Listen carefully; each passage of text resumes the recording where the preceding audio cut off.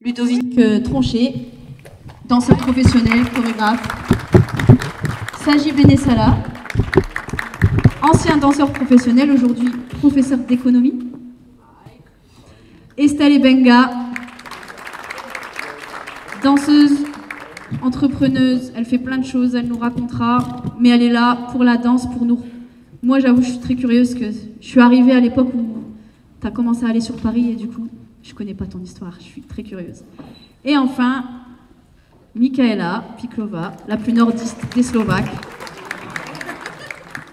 Le but de ce moment, c'est de vous découvrir et d'avoir la réponse à 3 questions, surtout que moi je me pose à chaque fois, c'est mais comment toi t'en es arrivé à danser et à arriver à la culture hip-hop? En quelle année ça s'est passé? Où est-ce que c'était? Quels étaient les lieux que tu fréquentais? Et qui t'a transmis? Qui t'a transmis à ce moment-là quand tu as eu envie quand tu as été touché, que tu as eu envie de pratiquer, de rentrer dans ce monde-là? Qu'est-ce qui t'a fait rentrer en fait? Donc voilà, donc ce que je vous propose, vous avez normalement un micro de chaque côté. Et donc dans l'ordre chronologique, vous allez répondre. Déjà, la toute première question, c'est en quelle année? Tout de suite des dates. Voilà, là. Déjà, c'est en 1900, déjà. Déjà, c'est chaud. Donc, moi, je dirais 1988, ouais. J'avais 11 ans. Donc, ouais, à Dunkerque, Grande-Synthe. J'ai un peu un lieu. Voilà. 11 ans, Dunkerque, à Grande-Synthe. C'est voilà. pas pour rien que je rebondis. Oui. Pas pour rien que tu es un des invités que j'avais envie d'avoir. Donc pour info, c'est un concept que j'ai déjà testé 4 fois, mais en petite salle, et où j'ai déjà invité à chaque fois 4 danseurs. Il y a des chaises à rajouter si possible. Il y a des chaises là-bas. N'hésitez pas, servez-vous, faites comme chez vous. Ça fait 25 ans. Pourquoi tu fais des calculs méchants?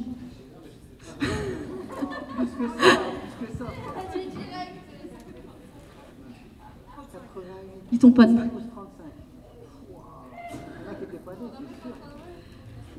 Donc pour l'historique de l'événement, le temps que tout le monde s'installe, il y a eu une première édition de ce concept 4 générations, mais en mode salle de danse uniquement, où il y avait une trentaine de personnes qui venaient juste pour s'entraîner. Et la première édition, on a eu en première génération Oswald, qui malheureusement nous a quittés depuis, mais qui fait partie des premiers danseurs de la région.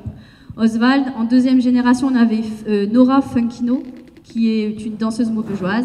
Troisième génération, on avait Mams. Et quatrième génération, on avait Zen. Je ne vais pas faire toutes les éditions, mais en première, en tout cas, Ludo, c'est un des premiers que j'avais invité, parce que Ludo, c'est la première personne à qui j'ai pris un cours de danse. Il s'en souvient plus, mais moi je m'en souviens. Parce que je suis de Grande-Synthe également. C'est ta faute. Et c'était en 2003-2004. Voilà. Donc moi, j'ai 40 ans, juste pour vous situer un petit peu, comme ça vous savez. Ludo est un peu plus âgé que moi, mais pas beaucoup plus. Hein. Il est plus frais que moi, déjà, ça c'est sûr. On a dansé ensemble, donc il y a des petites histoires là qui circulent. Donc c'est bien. Moi j'ai commencé collège, 3e. Je préfère parler comme ça que des dates. Collège, 3e. Après, ceux qui veulent faire les calculs, ils feront les calculs. Non, bien avant, peut-être Zizou, Coupe du Monde, tout ça. Et en fait, moi, ce qui m'a permis de danser, c'est qu'il y avait déjà des danseurs. Moi, je viens de Douai. Douai, il y avait un vivier de danseurs là-bas. Il y avait Roubaix, gros vivier de breakers. Gros niveau à l'époque. Et il y avait Douai, nous on était un peu excentrés, mais il y avait des très bons danseurs, dont notamment Fauzi, qui était mon pote avec qui on a continué, et Bouhab. Bouhab, c'était... Il y en a qui la connaissent sous le nom de... Comment il s'appelait lui déjà? B-boy avec sa mèche là, Kremlins. Comment il s'appelait? Bob, il y en a qui l'appelaient Bob. Bob, qui était un phaseur de malades qui faisaient des trucs de fou. Donc ces deux-là, moi j'ai commencé en les voyant, puis j'ai commencé en voyant des clips, tout simplement. Et moi c'est le break, on a commencé par le break, et après on a fait du debout simultanément. Mais c'est cette année-là, moi j'étais dans le sport en fait, je faisais du volley, je faisais du basket, et j'ai commencé à danser comme ça pour le kiff, mais le côté virtuose, je pense que c'est ça au début, et les filles elles vont peut-être confirmer, c'est de voir le côté virtuose, le truc qui, wow, c'est impressionnant, et j'ai envie de faire ça. Et je pense qu'on a tous un peu eu ce truc-là, c'est tu vois un truc qui te fascine et tu as envie de le faire. En gros, c'est comme ça qu'on a commencé. Moi, j'ai 35 ans, donc je suis née quand il a commencé. Et non, en fait, j'ai commencé la danse depuis toute petite. Ma sœur donnait des cours de danse dans notre collège à Tréolo. Et on avait on avait un club danse, donc c'est comme ça que j'ai commencé. Et mes sœurs ont toujours écouté du hip-hop, du R&B et tout, donc on dansait déjà à la maison. Mais mes premiers cours vraiment de danse hip-hop, c'était en 2002. J'ai commencé par du break. Il n'y a rien de break en moi aujourd'hui, et après, il n'y a rien eu. Mais mon premier prof, c'était Sofiane Vagabond, Sofiane Fellouki. Rebonjour. Moi, je pense que mes parents ne se connaissaient pas encore quand j'ai commencé à danser, oui. Moi, je suis née dans le 1995 et j'ai commencé hip-hop particulièrement en novembre 2009, je me souviens, parce que ça m'a pris des mois de persuader ma maman de me ramener à une école de danse hip-hop, parce que moi, je viens de la Slovaquie. Et la ville Košice, c'était la ville où il y avait des écoles de danse. Et moi, j'habitais dans un petit patelin, aux frontières hongroises. Donc, c'était un peu compliqué. Au niveau des bus, il n'y avait que 3 bus dans la journée qui passaient. Donc, persuader ma maman, ça m'a pris des mois. Donc, c'est pour ça, novembre 2009 et pas en septembre. Voilà, ça m'a pris 3 mois quand même, un petit peu, pour la persuader. Voilà. Donc, c'était 2009, moi. Et pour toi, Michaela, si j'ai invité Michaela et que je vous ai dit c'est la plus nordiste des Slovaques, parce que je pense que ta connexion avec le Nord, ça a été aussi la danse. Et est-ce que tu peux nous dire à peu près en quelle année tu es arrivée dans le Nord de la France et la ville où tu t'es connectée au hip-hop nordiste? Je suis venue en août 2016. J'avais des grosses valises, c'était lourd un peu, porté de Belgique, de Bruxelles, Charleroi. Je suis venue faire jeune fille au père, donc rien à voir. Et première training hip-hop que j'ai vu, et j'étais trop contente de voir les danseurs hip-hop, c'était à Deschepper. Il y avait Mando, Mams, Habib, je crois, Saïd, c'était avec District. Et je me souviens que j'avais un petit peu peur de rentrer dans le cypher, parce que je me suis dit, wow, je connais pas trop, mais c'était trop cool. Donc voilà, moi c'était en 2017 du coup, vu que c'était plutôt au mois d'avril quand j'ai vu hip-hop dans le Nord. Ça m'a pris quand même des mois de trouver, des gens. Parce que j'étais beaucoup chez Vaka Vaka dans les académies. Et du coup, vu qu'il y avait des cours aussi à Deschepper, après j'ai vu qu'il y avait des trainings libres et comme ça que j'ai commencé petit à petit à faire les réseaux avec les gens du Nord. Donc c'était District à l'époque. Ok, cool. Donc, pour résumer, on a 88. Lui, il n'a pas voulu dire, mais c'est 96. 98, donc on va dire 98. 2002 et 2009 pour la Slovaquie, 2016 pour la France. Ok, cool. Donc là, on a resitué dans le temps. J'en profite pour vous signaler la présence derrière nous là-bas. C'est une fresque participative qui justement va elle va de 1973 à aujourd'hui. 1973 définie comme la date de création du hip-hop, août 73. Et donc je vous invite, pour tous ceux qui sont passionnés et qui ont une connexion avec le hip-hop, à venir participer à cette fresque et à mettre justement la réponse à ces 3 questions. Quand, où et avec qui. Et donc vous pouvez venir, vous prenez un petit post-it et vous partagez. Et le but c'est de réunir tous les petits témoignages et on verra ce qu'on en fera, mais voilà. Avant que j'oublie, je vous signale ça. Donc là, on a justement sur cette fresque déroulé chronologique.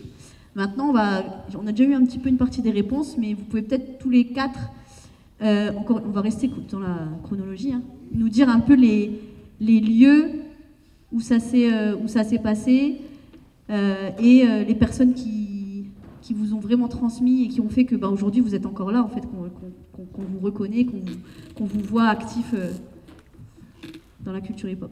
Ok, alors moi, au fond, personne ne m'a transmis. J'ai commencé en fait, malheureusement, hein, entre guillemets, c'est que j'ai commencé en voyant les grands qui avaient 4-5 ans de plus que moi, mais c'était pas encore hip-hop, c'était la hype. Donc cette fameuse hype qu'on dansait sur le New Jack. Donc chez nous, c'était ça. Il y en a qui smurfaient déjà, mais voilà, on n'était pas encore dans l'ère hip-hop d'aujourd'hui et break et tout ça. En France, enfin nous, dans le Nord, on n'avait pas vu ça, même un peu à la télé, évidemment. Un peu à la télé, mais voilà, on n'avait pas encore vu ça. Donc moi, c'est ce fameux autodidacte que tout le monde... Donc là, c'était le pur, mais bon, c'est parce qu'on n'avait pas le choix. Hein. J'aurais bien aimé avoir des profs sur qui on peut vraiment... enfin, où on peut apprendre des choses, voilà. Voilà, la première personne qu'on a vue, nous, à Dunkerque, en hip-hop, c'est Jean-Pierre Douterluine. Donc voilà, c'est le premier... il nous a choqués. On dansait déjà tous, en fait. Il est venu pour nous donner un stage. Mais on n'était déjà que des danseurs. Donc on avait des groupes informels, de hype, tous. Et là, il est venu avec cette fameuse coupole tête, là. Ah ouais, il était très, très chaud. Donc il nous a tous happés. Mais c'est qui ce mec? C'est quoi cette phase? Et voilà, on a voulu le faire revenir l'année d'après, encore en stage. Et il s'occupait déjà d'un groupe à Roubaix, donc on avait déjà entendu parler de Roubaix. Et là-bas, il y avait déjà le hip-hop. Enfin, il dansait déjà hip-hop, en fait, là-bas, alors que nous, pas encore. Donc on peut vraiment dire que moi, je suis vraiment la forme hip-hop, lock, pop, break. Ceux de mon âge, c'est vraiment les premiers de là-bas. C'est vraiment les premiers. Donc le Smurf, pareil, le Smurf, en vrai, c'était encore un peu avant le break et tout ça, chez nous. Il y en a plein déjà qui smurfaient, qui popaient. Popper, c'est plus Smurf en vrai. En réalité, c'était moins pop, c'était vraiment plus les vagues, tout ça, des petits arrêts, mais c'est pas encore le pop d'aujourd'hui. À Grande-Sainte. Et voilà, on a été vachement aussi inspiré par Jackson. Tous les gens que je te dis là, on dansait beaucoup sur du Michael. Parce que lui, déjà, il ramenait le robot, tout ça. Donc, voilà. Voilà, quoi. Donc, j'ai pas de vraie référence. C'est les grands de chez moi.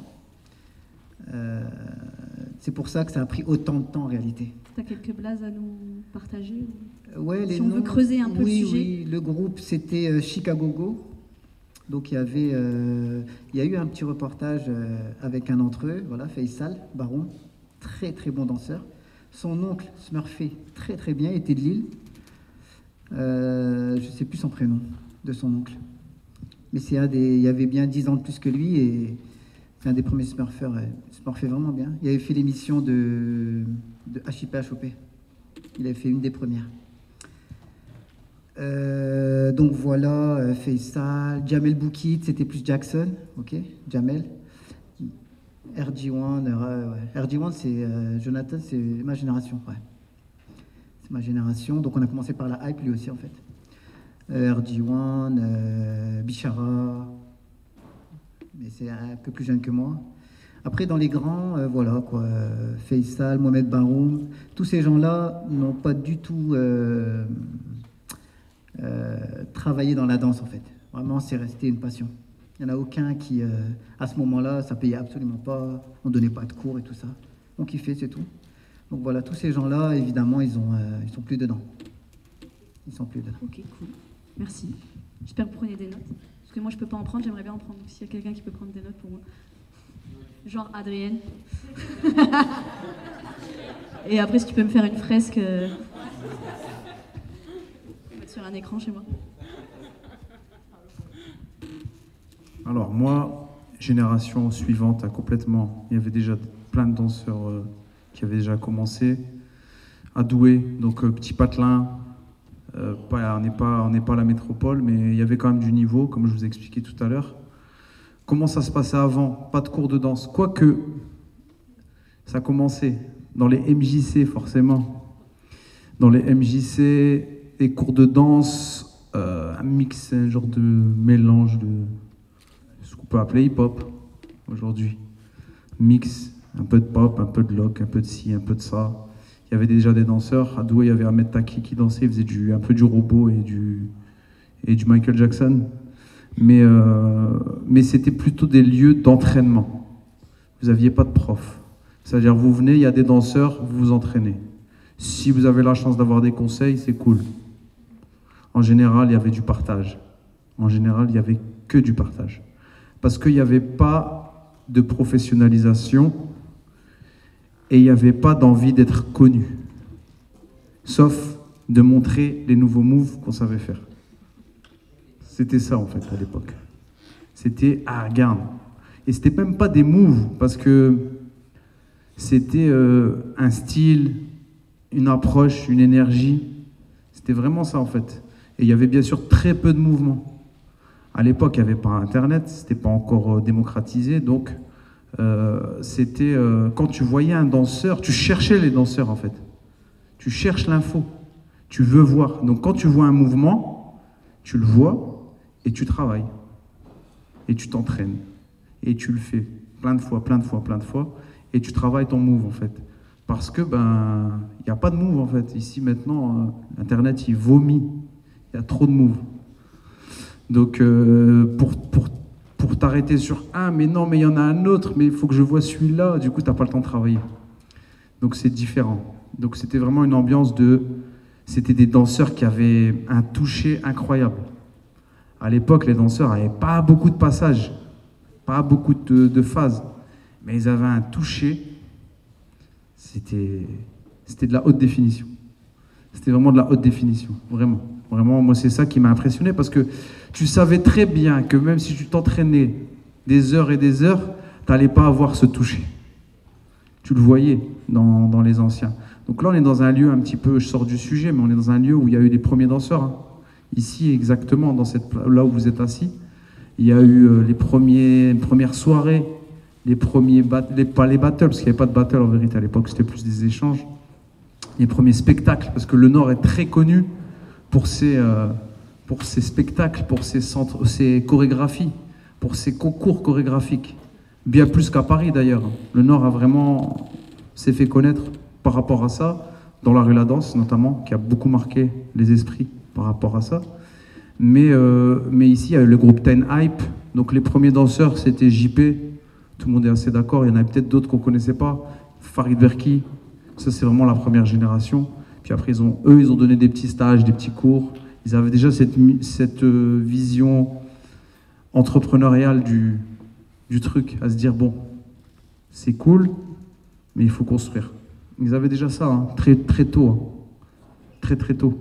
Donc, moi, c'était plus doué, le break. À l'époque, dans le break, vous aviez des battles de break, Battle of the Year, pour ceux qui connaissent, à l'ancienne. Vous aviez le groupe, et il y avait toujours un danseur debout. Ah, moi, je voulais être celui-là, en fait. Moi, c'était ça mon truc. Mais pas tout de suite.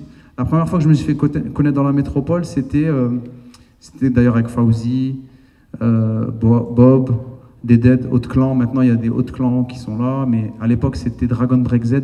C'était le groupe de b-boying. Donc, on faisait des battles dans la France.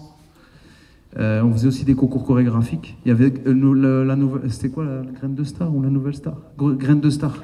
Graine de Star, à l'époque. Il y avait des concours locaux. C'était pas pour aller à la télé, il fallait passer des... Et donc nous, on avait monté un groupe, on faisait des chorés. Bon, ils connaissent, il y a plein de gens, ils ont vécu les mêmes trucs. Et du coup, moi, c'est plus quand je suis venu ici, on va dire, sur la métropole, je suis venu on a fait un battle contre... c'est AJ4. Voilà, donc il y avait moi, Fauzi et Bob. Donc moi je faisais du b-boying et à l'époque j'étais bon en tout ce qui est les trucs en force, les appuis, les équilibres, les coups de main, des trucs comme ça. C'était à la mode. Après il y a eu les clashs, c'était la mode. Il y a toujours une mode. Hein. Donc moi c'était juste une mode, j'étais nul en break en vérité. Donc j'ai réussi à faire croire que j'étais bon, mais j'étais nul. J'étais nul, pas souple, mais je travaillais beaucoup. C'est ça la différence. Et après je suis toujours le debout en parallèle, ce qui fait que je me suis spécialisé dans le debout, Et puis on a évolué comme ça. Mais les premiers, vraiment, les grosses influences que j'ai eues, Fawzi, vraiment très très grosse influence. Beaucoup de gens, pas que moi. Même si un peu dans l'ombre, c'est quelqu'un qui aime bien être discret, qui a influencé beaucoup de gens. Et après, quand je suis arrivé dans la métropole, Rachid Bouchrim, qui était un des premiers danseurs aussi d'ici, de Croix, qui est à Roubaix, et qui a été la personne qui a vraiment ramené des infos avec Popin Taco, parce que c'était son assistant. Il a vécu aux States pendant quelques années, et puis Taco lui a proposé, Rachid et lui, ils ont décidé de faire pas mal de stages en France, en Europe. Et c'est lui qui a ramené Taco en France, quoi, qui lui a fait connaître pas mal de gens. Mais Rachid, il nous a donné des infos. C'était extraordinaire à l'époque. Est-ce que tu peux me confirmer l'information? Non, vas-y. Rachid, c'était l'assistant de Popin Taco? En fait, Taco, c'était quelqu'un de très. Tu peux juste expliquer c'est qui, pour ceux qui ne connaissent pas, qui est Popin Taco? Popin Taco, c'est un des premiers danseurs de debout aux États-Unis, des Electric Boogaloo. Bon, il y a eu des plus vieux que lui, mais c'est un des premiers qui a explosé, qui avait un niveau de malade, et qui a été être le chorégraphe personnel de Michael Jackson pendant des années. Et quand il faisait répéter ses concerts de malade, hein, Jackson, vous vous souvenez, c'est le premier artiste à avoir fait des concerts hors du commun. Et c'était Taco qui était responsable de tout ça, et qui montait sur scène, qui faisait la choré à sa place, et Jackson regardait dans le public. Et c'était vraiment un chorégraphe, c'était vraiment le chorégraphe de Michael Jackson. Et du coup, ce Taco-là, quand Rachid est parti, il s'entraînait avec lui à la plage. C'est quelqu'un de très simple en même temps, parallèlement. Et le niveau, il a pris du niveau. Donc ils ont commencé à faire des petites scènes là-bas, dans les clubs, dans des trucs un peu privés, tout ça, parce qu'il y a beaucoup d'acteurs à Los Angeles, beaucoup de gens connus. Et puis il s'est dit, il faut partager tout ça, et ils sont venus ensemble. Et ils faisaient le lien avec Taco, donc ils donnaient les stages à deux souvent. Et lui, il faisait l'interprète. Et puis comme ils avaient une confiance, ils ont fait ça pendant des années, à Paris, dans toute la France. Et Rachid, il donnait des cours de tout temps, donc il suffisait d'aller à la MJC de Mons, et vous preniez ses cours et vous ressortiez avec plein d'infos, quoi. Chose que les gens ne faisaient pas forcément. Avec Mehdi, on y allait. Et puis, avant d'aller voir les Electric Boogaloo, nous, on avait déjà les infos avec Rachid, en fait. Et puis, quand on a vu l'Electric Boogaloo à Paris, quand on est parti voir, on a vu qu'on avait du niveau. On a vu qu'on était en place. Avec Didawi, Pépito. À l'époque, il y avait Valérie qui dansait. Première fille à faire du pop dans le Nord à un bon niveau. Valérie, Robocop, s'il y en a qui se souviennent. Et très très bon niveau. Et voilà. Et du coup voilà. Mais des bonnes infos. Et c'est là qu'on a commencé à avoir les codes. Quand on dit des codes, c'est-à-dire c'est un vocabulaire. C'est-à-dire des bases qui te permettent de structurer ta danse, en fait, tout simplement. Mais au départ, c'était très léger. Un move par-ci, un move par-là. Et puis, mais les grosses influences, Fawzi, Rachid Bouchrim. Et puis après, je suis parti à la source directement. Voilà. Et vous aviez un nom de groupe, non? Ou c'est venu après, peut-être? Ouais, après. Ok. Let's go, Estelle. Donc, moi, je disais, je dansais déjà, en fait, quand j'étais petite, par mes grands sœurs. En fait, ce qui était bien dans notre collège, parce que c'est un bon souvenir qui me reste, au collège Tirolo, à Villeneuve-d'Ascq, donc j'ai grandi à Villeneuve-d'Ascq, on avait en fait un club danse. Et on dansait tout le temps, on devait préparer un spectacle à la fin de l'année pour la fête de la musique. Et il y avait les sonneries qui étaient remplacées par de la musique, donc on pouvait avoir du hip-hop, du Usher, du R&B, c'était trop bien. Et donc j'ai trop kiffé cette période au collège, jusqu'en troisième. Après ça a changé de principal, il n'y avait plus. Et c'était trop bien, et ma sœur animait le club danse, donc on a pu avoir des super spectacles et tout, etc. Et dans mon collège, il y avait déjà des danseurs. Donc il y avait dont Sofiane et ses frères aussi, ses grands frères, son grand frère et son petit frère. Et donc j'ai toujours été dans ce milieu-là. Et en fait, c'est une pote à moi qui m'a dit, vas-y, on s'inscrit à un cours et tout. Et on est parti s'inscrire à un cours de danse à la Carrière del Porte, à Villeneuve-d'Ascq, vers Ascq, cette zone-là. Et c'était des cours de break avec Sofiane, et j'aimais pas. Parce que moi, j'aimais debout, je regardais les vidéos, les chanteuses de R&B et tout, mais je prenais les cours parce que c'était cool, on allait prendre nos cours, on prenait le bus et tout, mais c'était trop dur, j'avais mal au dos et tout, machin.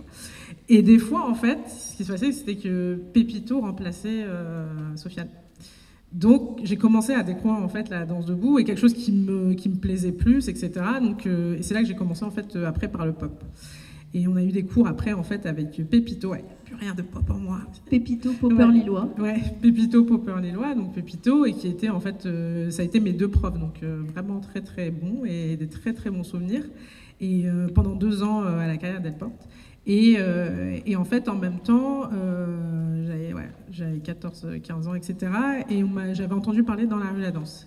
Et on me disait, oui, t'aimes bien la danse et tout, vraiment. Alors, ma mère, elle sait que j'aime danser et tout, etc. On faisait des chorégraphies à la maison. Elle dit, bon, il faut que tu t'inscrives à un cours de danse. On va voir dans la rue la danse. Et elle me dit, il faut passer une audition. Et moi, j'étais dans un film. Ah ouais, vraiment, mon inscription à dans la rue la danse, c'est un game. Je m'étais là, non, il faut passer une audition. J'en pouvais plus, je me croyais dans un film américain.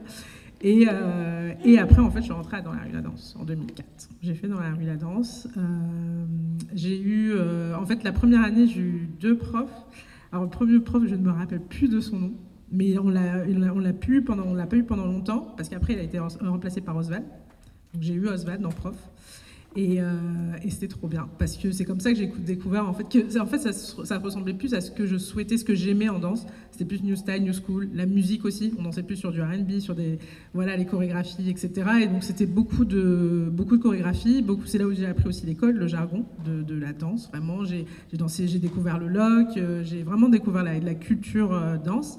Et on avait les spectacles légaux à la fin de l'année. Et après, en fait, Oswald, des fois, le prof remplaçant, ça a toujours été comme ça, le prof remplaçant d'Oswald, c'était Salas. Et en fait, Salas, ça a été la grosse rencontre pour moi, on en parlait tout à l'heure, ça a vraiment été mon mentor, parce que on a commencé à danser, on a commencé à créer des petits crews au sein de Dans la rue la danse, on dansait ensemble, on s'entraînait. Moi encore à côté, j'étais au lycée on dansait, j'avais même un groupe au lycée avec des copines. Dans le crew, en fait c'était un crew créé par Maïmouna, on connaissait Maïmouna qui est dans la Soul, donc on avait notre crew au lycée, et en même temps j'étais Dans la rue la danse, etc. Et après, en fait, Dans la rue la danse, j'ai rencontré plein de belles personnes avec qui j'ai dansé. On a fait des petits duos, on commençait les battles, mais pas vraiment. C'était encore très, très gala, très école, en fait. Donc, c'est là que j'ai rencontré des danseurs comme Sarah Bida. J'ai rencontré Sarah Bida, j'ai rencontré Elisa Saloum, j'ai rencontré aussi CCF. En fait, il y avait plein de monde. Et moi, ce que j'aimais, en fait, Dans la rue la danse, c'est que j'ai vraiment découvert le new style, vraiment cette danse où je me dis, ça c'est ça que j'aime, new school, je veux découvrir les danseurs, je veux savoir d'où vient cette danse. Moi, j'étais très États-Unis, j'étais très New York et tout, etc. Et ça ressemblait à ça. Et en même temps, au-dessus de nous, Dans la rue la danse, moi, il y avait des niveaux, etc. Et le niveau au-dessus, c'était le niveau où il y avait le crew de CCF à l'époque, si je dis pas n'importe quoi, il y avait un crew qui s'appelait Anonyme SNP, si je dis ça, non. Et il y avait CCF, il y avait des filles Sakina, Clémence, je sais plus, et ils avaient un crew, ils faisaient des chorégraphies de malades. Est-ce que tu sais d'où ça vient ce SNP pour non, SNP, je ne sais pas. Culture, rien à voir avec hip-hop. Non, SNP, toi tu sais? Parce qu'il y en a, ils savent pas ça. Son nom, patronymique. Vous savez d'où ça vient ou pas? Non. En fait, quand il y a des gens qui sont venus du bled, d'Algérie, ou plus d'Algérie, je pense, comme il y a eu la guerre d'Algérie, tout ça, il y a des gens, ils n'avaient pas de nom. Ils n'avaient pas d'état civil. En fait, la France n'avait pas d'état civil pour les indigènes. Et il y avait des gens, ils s'appelaient SNP. Ils n'existaient pas, en fait. Et donc, je pense que c'était un clin d'œil à ça, mais il y en a plein qui ne savent pas. Mais moi, j'ai connu, quand j'étais petit, ça n'a rien à voir, hein, mais c'est pour la culture. Ça n'a rien à voir avec le hip-hop, mais c'est important. Et quand j'étais petit, mon père avait il y avait un ami à lui qui s'appelait Senpe. Senpe. Là, je vais chez Senpe. C'est qui ça, Senpe? Je pensais que c'est son nom en fait. Et quand j'ai grandi, j'ai compris en fait que ce mec-là, ces gens-là n'avaient pas de nom. Voilà, je voulais vous l'expliquer. Merci. Non, mais c'est intéressant. Et donc voilà, et eux, ils m'inspiraient beaucoup, quoi. J'aimais trop, et je me disais, moi je veux danser comme ça. Ils faisaient des chorés de malades, tournées, on dansait sur du cassis, du titi, des trucs comme ça, moi j'étais à fond. Et en fait, dans notre niveau, il y a un petit groupe qui s'est formé, mais qui existait déjà, qui était formé par Salas. Et dans les jeunes, à l'époque, il y avait Elisa, il y avait Anthony Morito, qui danse toujours, je pense. Il y avait Sullivan. Non, pas encore. Ah, pas encore. Et il y avait Samba aussi à l'époque, et ça s'appelait Explicit. Et Elisa, qui était vraiment ma pote, on dansait tout le temps à deux et tout, et elle me dit bah tu veux rentrer dans Explicit, et je me suis dit bah ouais vas-y. Et là on a eu notre premier crew, c'est mon crew de Lille, et c'était entouré par Salas, et ça a été notre mentor, vraiment formateur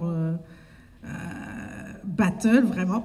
On était conditionné battle, conditionné freestyle surtout, et là j'ai découvert le freestyle, j'ai découvert qui a inventé quoi dans les pas, qui dansent à Paris, qui dansent à New York, qui dansent, etc.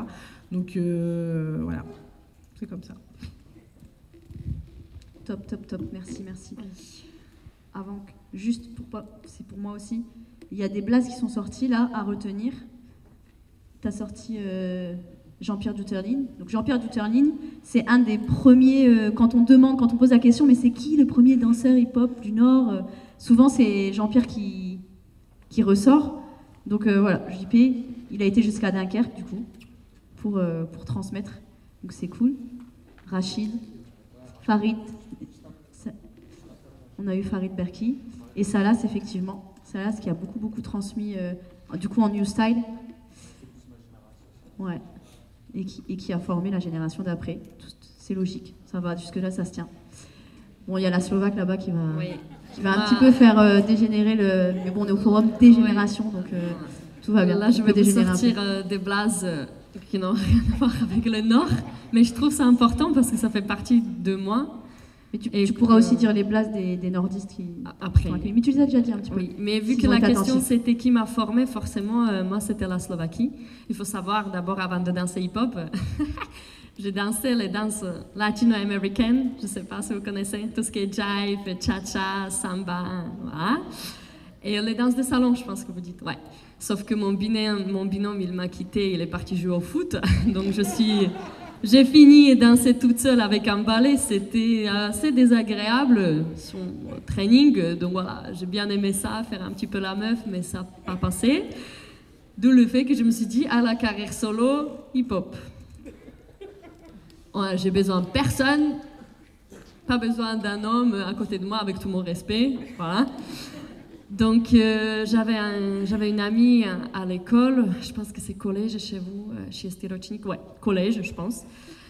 J'avais 13 ans, c'est au collège ici, ouais. Donc elle dansait dans un groupe, je lui ai demandé ah tu fais quoi, tu danses toute seule, elle était sur les scènes et tout, elle était là en mode ouais c'est la danseuse de l'école, j'ai dit ok très bien. J'ai pris des infos et j'ai regardé sur YouTube une chorégraphie en particulier tous les jours. Et je montrais à ma maman tous les jours, je veux danser comme eux.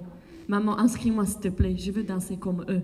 S'il te plaît, pendant des mois, tous les jours. Donc ma maman, au bout d'un moment, elle en avait marre, forcément. Mais moi, quand je suis déterminée, je suis déterminée. Ceux qui me connaissent, ils le savent. Et donc, je suis venue dans une école de danse, de hip-hop, qui s'appelle Dancecoholics, à l'époque. C'était géré par un monsieur qui s'appelle David Tichy. Il est tchèque, il n'est pas slovaque. Il est tchèque, attention, bon. Il est tchèque, mais il était installé à Košice, du coup, en Slovaquie, là d'où je viens. Donc, il avait son école de danse hip-hop Dancecoholics. Moi, je me suis inscrite en 2009. Il avait sa chérie, je parle parce que c'est important, qui avait son école de danse aussi. C'était hip-hop, mais aussi côté commercial, dancehall, etc. Et ça s'appelait Speedy. Donc, ils sont tombés amoureux, voilà, c'est beau, j'aime bien cette histoire. Et donc ensemble, ils ont fusionné les deux écoles de danse et ils ont créé DS Studio à Košice. Donc moi, j'ai commencé Dancecoholics, mais c'était dernière année, et puis l'année après, ça s'appelait DS Studio Košice parce qu'ils ont fusionné les deux écoles de danse, parce que l'amour, l'art, la culture hip-hop, on adore. Donc voilà. Je trouve que c'est important d'expliquer un peu comment ça marche, les écoles de danse et hip-hop chez nous en Slovaquie, parce que je trouve que c'est pas pareil. Quand on s'inscrit dans une école de danse à hip-hop en Slovaquie, on vous met débutant, intermédiaire ou avancé. Ça dépend de votre niveau. Souvent, première année, débutant direct. Vous avez 2 fois par semaine les cours de 1h30, avec un prof qui est votre référent. C'est un peu comme dans les écoles normales. Donc moi, j'avais un prof référent qui vous passe tous les styles de danse. Donc vous passez par hip-hop, house, lock pop, la base. Les bases de break, mais c'était peu. J'avoue, c'était plus école de danse debout. Donc vous avez hip-hop, house, lock pop, et puis par la suite, des stages de dancehall et vakin, qui étaient dans la mode. À l'époque, on faisait tous des vakin. Bon, on était tous en mode, ouais, yeah, let's go. Une fois c'est quelque chose dans la mode, toute la Slovaquie le fait, croyez-moi. Chaque concours chorégraphique, tout le monde avait le même style de danse dedans parce que c'était de la mode. Chicago Footwork, pendant une année, tout le monde dans les concours chorégraphiques, Chicago Footwork. On était tous là comme ça, c'était trop bien. Bon bref. Et du coup, j'ai commencé débutante, après je passais à la catégorie intermédiaire, j'ai fini par avancer et au final j'ai fini avec 4 cours, 4 trainings par semaine parce que ma personnalité, je ne savais plus si je suis hip-hop ou dancehall. J'avais 2 ans où je kiffais trop dancehall, donc je suis devenue prof de dancehall, bref. Moi, j'étais partout parce que je kiffais de ouf. Donc j'avais 4 fois par semaine des trainings d'1h30. C'était 2 côtés hip-hop, house, lock pop et 2 que dancehall, vakin et vogue. Donc au concours chorégraphique, je courais partout pour changer des costumes, pour être dans chaque chorégraphie parce que bien sûr, moi j'aime bien être partout. Donc voilà, c'était comme ça que ça commençait. Donc j'ai commencé par débutante et j'ai fini comme une prof de danse à l'école où j'ai commencé. Et quand on me dit qui m'a formée, c'est vraiment cette école qui m'a formée. Je ne peux pas dire quelqu'un d'autre parce que c'était vraiment eux, en ce qui concerne la culture hip-hop surtout. Après, tout ce qui est afro, c'était à part. Mais la culture hip-hop, c'était vraiment avec eux et c'est vraiment ma famille et que, franchement, s'ils pouvaient être là, ça me ferait trop plaisir. Rien que de dire leur nom ici en France, Die Studio, retenez bien. Ils ont un site internet incroyable, hein, je vous jure. Donc, ouais, c'était eux qui m'ont appris tous les styles. Et après, bien sûr, on fait des concours chorégraphiques qui sont avec, les battles, donc ils nous poussent à aller un peu partout. Et chaque année, à la fin, ils font une petite évaluation. Est-ce que tu restes dans le même groupe ou tu passes la catégorie et tu vas dans l'intermédiaire avancé ou VIP. Et cette école de danse, je permets de me dire qu'elle m'a permis aussi de voyager. Parce que grâce à eux, j'ai pu voyager, aller dans les pays comme Qatar, Dubaï, Bahreïn, Azerbaïdjan, Roumanie, etc. Et tout. Donc c'était assez chouette d'aller... de pouvoir aller dans les pays et internationaliser et danser avec eux. Donc c'était vraiment... vous avez un crew de la vie, c'est jusqu'à présent, ils sont là, ils bossent, ils sont là. Et là maintenant, ils créent des nouvelles générations et c'est trop cool. Parce que moi, quand j'étais en VIP, il y avait des enfants. Et là maintenant, ils sont grands. Et je les vois au battle, ils sont là en mode, ils gagnent des battles en Slovaquie. Et moi, je suis là en mode, ouais, je suis vieille. Mais c'est trop stylé. Donc voilà. Et en ce qui concerne du coup la France, moi je suis venue après en 2016 en France. Et ici en France, j'ai pu vraiment approfondir tout ce que j'ai appris là-bas. Et avec tout mon respect, je peux dire aussi que ça m'a un petit peu plus ouvert d'esprit au niveau de jusqu'où on peut pousser le hip-hop. Parce que je trouve on reste assez old school chez nous, ce qui est trop cool et je kiffe. Mais ici, il y a... des styles, je trouve, et des personnalités qui, après, ça montre qu'on peut aller loin, on peut pousser le délire toujours plus loin. Donc voilà. Donc moi, la France, ça m'a permis beaucoup d'approfondir tout ce que je connaissais déjà, mais je ne peux pas dire que ça m'a formé. Ça m'a formé peut-être dans l'afro plus, parce qu'il y avait plus de possibilités ici, mais au niveau hip-hop, je suis venue déjà... formée. Et pour la house, quand j'ai entendu pour la première fois la musique house et j'ai vu les footwork, mon cerveau il a pété un câble.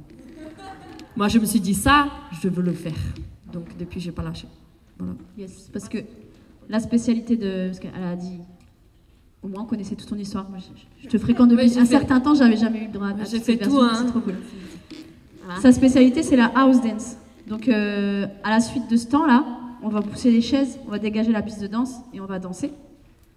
Et avec Michaela, du coup, ce sera de la house dance. Yes, yes. Yes. J'ai hâte. Venez tous. Il reste un petit quart d'heure avant la fin de ce temps de témoignage. Moi, j'avais une petite question de fond, mais je ne sais pas si vous avez d'autres choses que vous avez envie de partager, que vous n'avez pas dit là, vous avez envie qui est important dans votre histoire qui raconte un peu l'histoire du Nord, que c'est important de dire, c'est le moment. Je déteste parler, mais là j'ai envie de parler là. En fait, voilà, en écoutant leur histoire, bon déjà ça me fait bizarre que je sois la première génération. Franchement, c'est, enfin ici en tout cas, voilà, c'est un peu ça touche. Mais aussi c'est qu'en fait tout le monde disait bon j'ai vu des cours, des machins. Nous il n'y avait pas de cours justement, aucun. Donc on était dans l'obligation de créer. Donc voilà, ma génération, on était dans une optique d'inventer des choses en fait. On avait vu des choses, mais il fallait inventer ton truc, ton style. Et donc voilà, c'est là où c'était vraiment top, parce qu'il y avait une liberté énorme. Donc on n'avait pas à faire comme lui ou comme lui ou comme lui, il n'y avait rien. Donc tu dois te creuser et essayer d'avoir ton propre style. Donc ma génération, souvent, il n'y a pas de spécialiste, par exemple. Voilà, on est tous, je vais parler de moi, voilà, je suis assez moyen comme danseur, mais je fais tous les styles. Non, mais je sais ce que je veux dire, voilà. C'est que pour être très bon dans et ça, je le dis encore maintenant, pour être très bon dans une discipline, il faut faire que cette discipline-là. Il ne faut pas se mentir. Voilà, pour être expert et être pointu. Voilà, je ne suis pas un danseur pointu, donc c'est pour ça que j'ai fait plutôt les compagnies, en fait. Parce que là, il y a d'autres choses, on nous demande d'autres choses que la performance. Voilà, donc j'ai plus été dans l'interprétation, en fait. Voilà, j'ai trouvé mon truc là-dedans. Donc, je ne suis pas excellent dans un style du tout, mais je les ai tous faits, tous. Lock, pop, break. Donc, on ne peut même pas dire que je suis un breaker, mais dès que je danse, je vais au sol. Donc voilà, je suis un danseur assez spécial. Donc le break, c'est le côté que je préfère dans la danse, mais je suis absolument pas un breaker. Faut bien le savoir. Donc, la danse, c'est ça aussi. Hein. C'est les cases, c'est difficile de se mettre dans une case. Dans le hip-hop, franchement, très très difficile. Oui. Dans ce petit quart d'heure, on peut aussi se permettre des questions. Oui, bien sûr. Mais est-ce que vous pouvez jouer à mon concept? Non, mais vas-y, viens. Je vais pas vous lâcher. Il faut rentrer dans le cercle pour prendre la parole. Sinon, on prend ma place. Moi, j'ai une question. Salut, Raphaël. Du coup, Ludo, comment tu vois en fait ce côté de toi, ta génération, vous faisiez tout, et nous, au final, je vais parler au global, hein, je ne vais pas créer de débat, mais tu dois certainement nous voir essayer de rentrer dans des cases. Donc du coup, j'aimerais avoir un petit peu ta perception par rapport à ça, de ta génération, par rapport à ce qu'il y a aujourd'hui. C'est une bonne question, franchement. Et je vais faire un truc perso, c'est que j'ai vu beaucoup de tes vidéos. Et non, mais sérieux, voilà. Voilà. Et ça engage que moi, donc moi, ça veut rien dire, mais c'est un super danseur. Et en fait, tu es très proche de ce qu'on faisait. C'est marrant. Tu es tout jeune, ouais. Tu es très proche. On est d'accord, tous ceux qui faisaient la hype et tout, là, c'est son style. Ok, donc voilà. Oh ouais, vraiment très bon. Et le sourire là, et toujours quand il danse, c'est le même sourire. Donc voilà, c'est excellent. Et donc ça me fait vraiment penser à moi, quoi. C'est dingue. Quand on a commencé, c'était ça. C'était vraiment le kiff. Et plein de petits styles mélangés, en fait. Voilà. Donc toi, t'as pas de case, ça c'est sûr. C'est très, très ouvert. Et donc voilà. Après, oui, ça me fait... ceux qui se mettent dans des cases, moi, j'avoue que je me dis quand même souvent, c'est dommage. J'avoue, mais je me le dis vraiment, je suis pas quelqu'un je vais pas m'épancher là-dessus, je me le dis à moi. Je me dis souvent, quand je vois des danseurs spécialistes, je me dis, mais je suis sûr et certain, il va dans n'importe quelle danse, il cartonne. C'est sûr. Si tu es là, tu es un tueur en pop, tu peux être un tueur en tout, tu vois. Si tu es un tueur en lock, tu peux être un... Et je me dis, c'est dommage parce qu'ils loupent. Et je suis persuadé que ces personnes, les spécialistes, de toute façon, après, ils passent par les autres styles. Ils ont fait le tour d'une spécialité, ils vont ailleurs, c'est sûr et certain. Je connais des breakers, ils ne voulaient pas entendre parler de la danse debout. Et aujourd'hui, ils font que ça. Parce qu'ils ont vu que, bon, il y a des limites en break. Voilà, 46, les vrilles, tu vois, voilà, tu t'évites. Ouais, tu repasses au passement. Voilà, donc... voilà, le temps, il te rattrape. Bah ouais, il te rattrape souvent en fait dans la danse. Même si je fais encore des vrilles, hein, mais Mais voilà, je trouve ça étonnant, voilà. Mais je trouve ça bien aussi parce que ça veut dire qu'ils ont choisi. Nous, on n'a pas choisi, il n'y avait rien. Aujourd'hui, on voit, on dit, ah, je vais aller vers ça, et puis je travaille. Donc aujourd'hui, le niveau, il est... wow. Ça, j'avoue que ça m'a étonné. Quand j'ai commencé, je ne pensais pas. Et je pense que tous ceux qui ont commencé, je ne pensais pas que ça allait aller aussi loin. Le break avec un bras, ça vole, ça machin. Personne n'aurait imaginé que ça aille aussi loin. Donc ça, respect vraiment. Donc ça, c'est le côté battle qui a donné ça. Sachant que pareil, je suis pas, c'est pas mon univers. Et j'ai 46 ans, donc je vais le dire. C'est aussi un peu dommage ce côté guerre là. Voilà, c'est un peu dommage pour le partage. Parce que ça fait des histoires de... faut dire aussi, le négatif un peu... ça fait des histoires perso, ah ouais, le côté battle. Donc c'est bien c'est bien de se combattre, mais en fait, il faut vite revenir à chaque fois, faire un équilibre et revenir à... C'est que de la danse, hein. On n'a pas inventé la lumière. C'est juste de la danse, on kiffe. Donc la guerre, là, tu vois, et le côté... Voilà, ça, c'est un peu dommage. Mais voilà, c'est aussi des super bons côtés parce que les gens, ils vont au bout du truc, ils travaillent. Aujourd'hui, c'est des bosseurs. Moi, je suis un flemmard, c'est clair. Moi, je suis pas un bosseur du tout. Ah là là. Non, je suis un kiffeur, Et d'ailleurs, quand c'est devenu mon métier, j'ai presque regretté que ce soit mon métier parce que quand tu es un passionné, c'est mieux quand tu restes passionné. Quand ça devient un taf, c'est autre chose. Donc moi, parfois, dans le taf, je me plains. Tu vois, je me dis... parce que c'est le taf.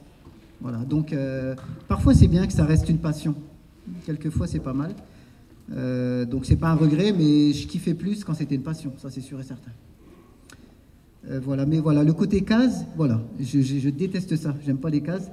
Et donc, ceux qui décident de se mettre dans une case, des fois, je trouve ça dommage. Mais ça pousse le délire... Donc c'est bien et pas, c'est comme souvent plein de choses, quoi. C'est bien et pas bien, selon moi. Je vais rajouter une petite truc. Yes. Rien à voir, c'est plus, moi dans la génération où j'ai commencé, ce que j'ai beaucoup aimé, c'est qu'au départ, je voyais le Nord comme une terre de break et funk style. Vraiment beaucoup. C'est vraiment, pour moi, c'est plus ça à la base et tous les racines. Il y avait vraiment des breakers, pop, lock. Il y avait de la New Jack, mais c'était pas... je veux dire, quand par rapport à l'extérieur, aux autres villes, aux autres pays, etc.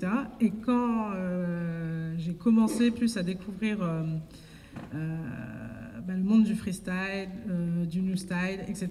Et c'est là où le Nord s'est mis en fait sur la carte en disant, dans le milieu underground, en freestyle, où il y a des danseurs en fait hip-hop, new style aussi, Paris, quand les danseurs allaient dans le Nord, les danseurs du Nord allaient à Paris pour faire des battles en new style, on était vraiment, ils étaient vraiment là en disant, ouais, on représente le Nord, et le Nord faisait peur. Et je trouve que je suis très contente d'avoir assisté à ça, parce que on voyait des danseurs qui pouvaient danser contre des gros noms à Paris, des Faiz, des Joseph Go, et on voyait maintenant, eux, ils venaient aussi, Niako venait dans le Nord et tout, etc. Donc il y a eu des danseurs comme Salas et Monsef. T'as ramené le Juste Debout à Lille, ça a tout changé et on a vu des beaux battles où les danseurs du Nord, ils ont mis le new style, new school. Maintenant, on sait que le Nord, à Lille, les danseurs du Nord dans cette discipline, ils ramènent quelque chose, ils sont aspirants, ils ont aspiré plein de danseurs et c'est quelque chose qu'il ne faut pas oublier aussi, quoi. Et c'est vrai que moi, quand j'ai commencé, je me rappelle, il y avait beaucoup le battle nomade. Et le battle nomade, c'était beaucoup des breakers, des poppers. Et il y a eu des... Brahim Mouchlaghem, il a commencé à mettre le new style. Il commençait à avoir le new style et tout, etc. Et c'est là où les danseurs new style, ils ont eu plus la possibilité de s'exprimer, faire des battles de plus en plus. Et après, on a vu avec le Juste Debout Lille, avec des battles organisés par les crews, par district, ils avaient leurs battles. Explicite, il y avait des sessions à Falampin. Et c'est là où le new style s'est mis sur la map. Et je trouve que c'est quelque chose qu'il faut pas négliger. Que Salas a gagné Juste Debout, que Monsef il était en finale, c'est des danseurs du Nord qui commencent à même si le battle c'est quelque chose de mais c'est une très très belle chose. Et même Sofiane avec ses Sef quand ils ont dansé, donc on a eu au-delà de l'aspect chorégraphie, en chorégraphie, on était très fort aussi en belle chorégraphie sur du new style et tout, etc. En freestyle, ça a été quelque chose, les années 2006, 2008 et jusqu'à 2009, ça a été l'essor où la new school, t'entends des Buddha Stretch qui parlent des danseurs du Nord qui connaissent Roubaix, des Link qui connaissent Roubaix et tout, etc. C'est hallucinant. Voilà. Ouais, juste un truc, merci, par rapport merci. à ça, la transition, par rapport au New School, ça là c'est un des premiers, il y avait Oswald, hein, pour moi, il n'y a pas débat, tampon, estampillé, voilà, suivant. C'était le taulier, on va dire, avec Abda aussi, était très bon, qui avait un bon niveau. Et Oswald, c'était vraiment le danseur de hip-hop, quoi, vraiment, qui avait vraiment un style très épuré. Beaucoup grâce aussi aux cours, hein. Quand on donne des cours, on progresse aussi. Quand on donne des cours, on doit maîtriser ce qu'on donne. Donc forcément, quand tu donnes des bases, t'expliques, et ça s'affine, ça se précise. Donc ils ont donné énormément de cours. Et ça là, pour la petite anecdote, qui dansait, c'est un popper à la base, hein. C'est un mec qui fait du pop. Moi là-bas, je suis pas forcément popper, j'étais entre les deux, donc j'ai connu cette période où il fallait créer, et j'ai vu l'effervescence des cours. Et moi, j'ai donné des cours. En fait, au début, on se blessait beaucoup. Et puis après, on a donné des cours parce que ça faisait partie aussi c'était alimentaire. Déjà, faut dire les choses. C'est un moyen de gagner sa croûte et c'est aussi un moyen de partager. Moi, j'ai eu la chance d'avoir des danseurs qui m'ont partagé les choses. Il y a vraiment beaucoup de partage cette génération. Et comme je vous le disais, et on a partagé. Et du coup, ça là, je l'ai rencontré. On avait un niveau. Il venait s'entraîner à Douai. Après, on sortait avec Niako. Il a commencé à faire le hip-hop, c'est dur à définir, mais il a commencé à mixer un petit peu le pop-in. Tout le monde disait, ouais, ça là, c'est pas un hip-hopper, c'est un popper. Sauf que moi, quand j'étais jury, je le faisais gagner, en fait. Pas parce que c'était mon pote, parce qu'il était plus fort. Pas parce que, même s'il n'y avait pas les bases, le pop, en fait, nous, on est cette génération où les codes, ok, mais c'est un moyen d'expression. C'est-à-dire que c'est pas une fin en soi.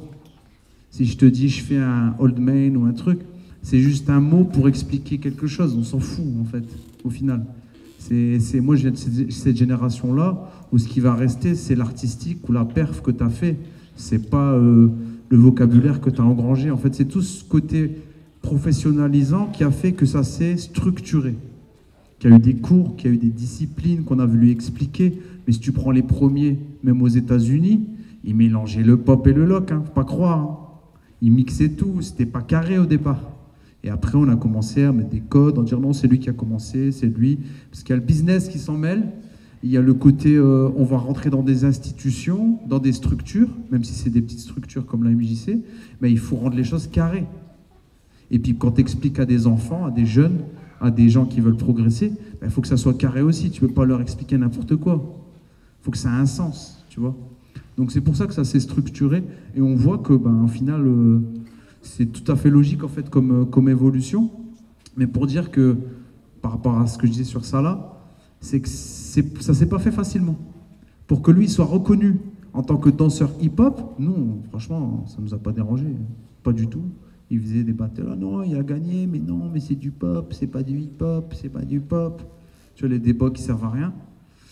Au final, il a gagné, c'est tout. Tu vois, il veut faire ça, laisse-le faire ça. Et maintenant, on se pose même plus la question. T'es un danseur, point barre, en fait. Et nous, on avait déjà cette idée, même si moi, j'étais spécialisé par la suite en pop, on faisait de l'artistique.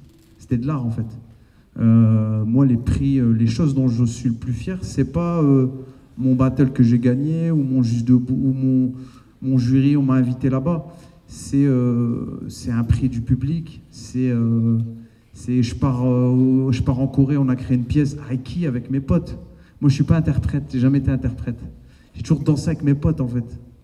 Et ça, c'est le meilleur truc que j'ai fait dans la danse, c'est de danser avec mes potes.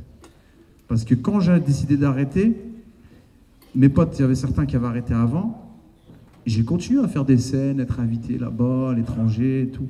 Mais ça n'avait pas de goût, en fait.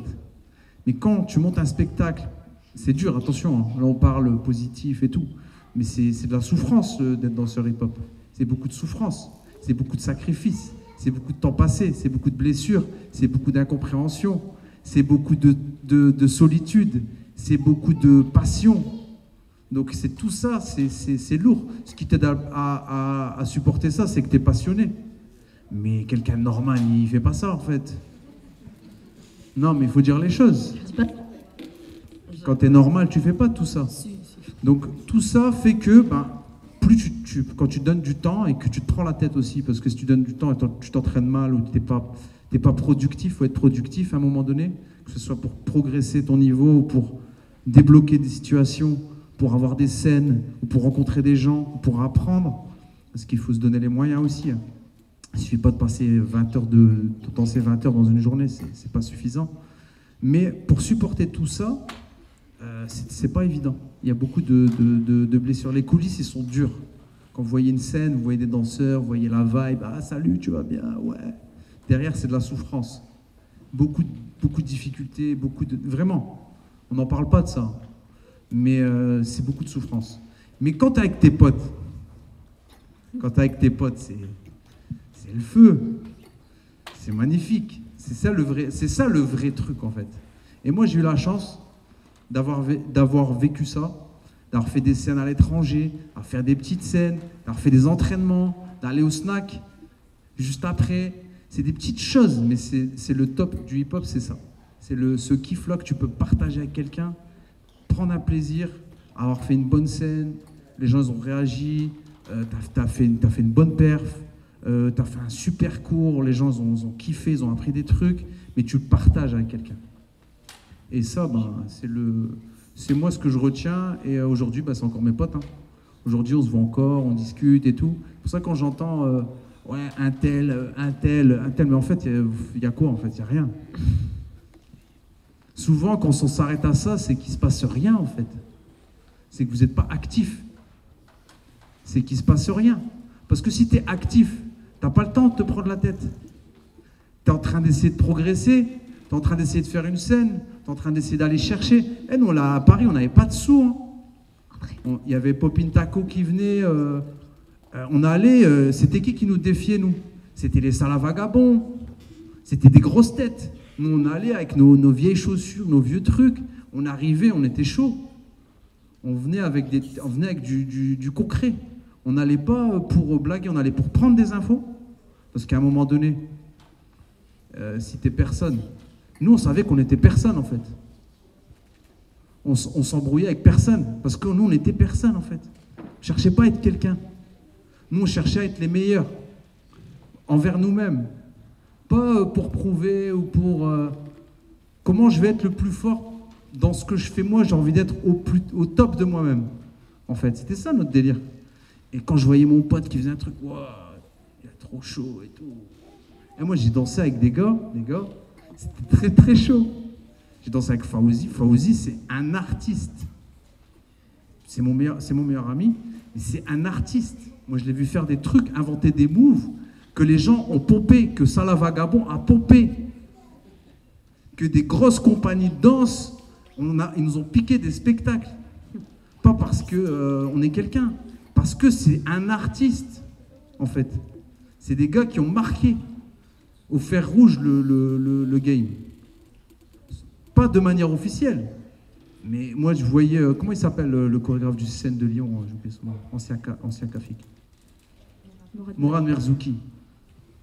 Moi, je vous lance des blazes, comme ça, ça vous fait plaisir, des petites anecdotes un peu croustillantes.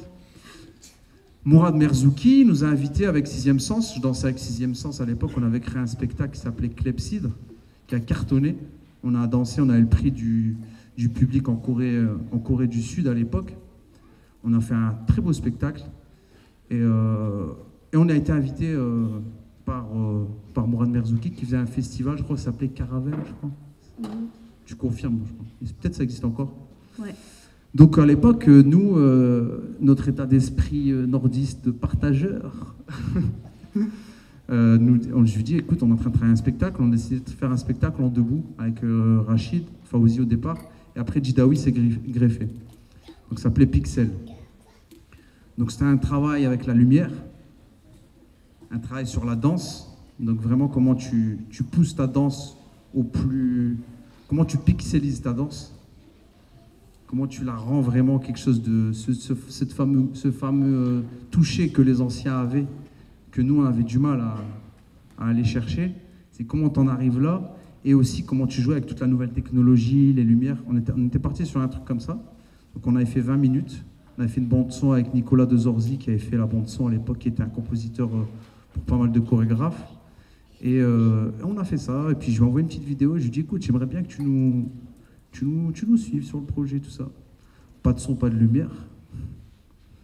Moi, j'arrête la danse. Brahim Bouchalagé me dit, écoute, ta bande son, ça m'intéresse, je te la rachète. Je dis, écoute, tiens, prends-la, moi j'arrête la danse. On s'en fout, nous, ça y est, c'est derrière tout ça. Et je vois quoi? Je vois Pixel, Mourad Merzouki. C'est ça le hip-hop. Ça, c'est le hip-hop aussi. C'est ce côté, je veux briller. Donc il y a plein d'artistes qui ont peut-être ces frustrations aussi dans leur histoire, qui ont eu des déceptions par rapport à un tel. Mais c'est pas grave, c'est la vie. On avance. Mais c'est aussi ça. Le danseur hip-hop, il a aussi cette dualité entre le mec qui partage, mais le mec, t'es bon, mais pas trop quand même, parce que c'est moi quand même, tu vois. C'est moi l'artiste. Il y a aussi ce truc-là qui peut être destructeur. Et moi, c'est aussi une des raisons pour laquelle je me suis un peu retiré. Pas parce que j'ai passé des super moments, mais à un moment donné, j'avais besoin aussi d'être en phase avec ce que j'étais, ce que j'avais envie d'être. Et je pense que ça peut être le côté vouloir son nom en haut de l'affiche. C'est quelque chose qui peut être très destructeur au final. Pas pour les autres peut-être, mais pour soi-même. Donc il faut savoir. Nous, on n'a pas eu. Les premiers danseurs qui ont eu ça, ils n'ont pas goûté vraiment à ce. Peut-être par la suite, mais c'était pas le point de départ. Aujourd'hui, tu peux être un nouveau danseur qui a 1 an, 2 ans d'expérience et qui veut son nom en fait, qui veut briller tout de suite parce que les réseaux, parce que c'est l'époque. Donc il faut faire attention à. Moi aussi, je voulais transmettre un truc. C'est vraiment faites attention à ça. Et quand vous voyez quelqu'un qui est arrivé, c'est pas forcément que son parcours il est exemplaire. Voilà. On n'a pas forcément des parcours exemplaires. Voilà, c'est ce que je voulais dire. Moi, je veux juste faire big up à certaines personnes dans le Nord, parce que j'ai l'impression que j'ai beaucoup parlé de la Slovaquie, ce qui est vrai, parce que je vais toujours rester la Slovaque, mais j'aimerais bien faire big up à certaines personnes ici dans le Nord, notamment District, parce que c'était avec eux que j'ai commencé. Premier battle avec Uchi Weiser que j'ai fait, j'étais en demi-finale contre Mando. Et Sarah Bidao, qui est fondatrice du coup de Session Concept, qui m'a pris dans le collectif Nordhaus. Et moi, je me souviens que j'ai pas dormi de nuit parce que j'étais prise dans le collectif Nordhaus, tellement j'étais contente. Et puis chaque structure chez laquelle j'ai pu donner les cours de danse et un peu transmettre ma façon de voir la culture hip-hop. Donc toutes les structures ici dans le Nord, Damas Family, VA School, Brahim Bouchalagé avec Studio 28, dans la roue la danse, Déchepère, etc. Il y en a plein.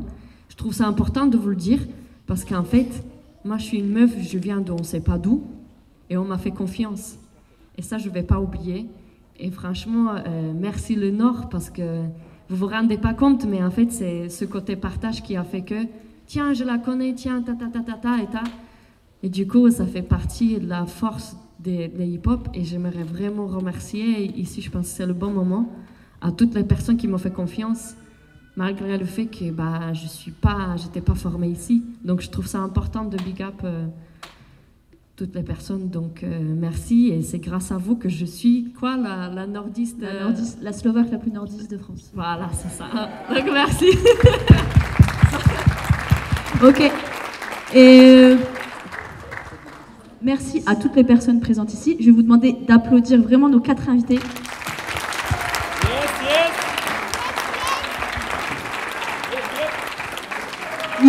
Ils vous ont vraiment parlé avec le cœur, je pense. Ils vous ont partagé. On était là pour ça, pour vraiment partager un moment. C'est un témoignage. On ne peut pas leur retirer leur témoignage. C'est leur version, c'est leur vécu.